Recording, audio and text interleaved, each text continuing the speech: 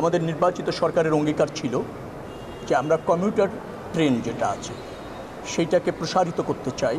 বিশেষ করে ঢাকা থেকে 2 থেকে আড়াই ঘন্টার মধ্যে যাতায়াত করে ঢাকার বাইরের লোক ঢাকাতে আসবে এবং একই দিনে ঢাকার কাজ শেষ করে সেটা ব্যবসা হোক, জব হোক, আবার সে তার গন্তব্যে ফিরে যেতে পারবে।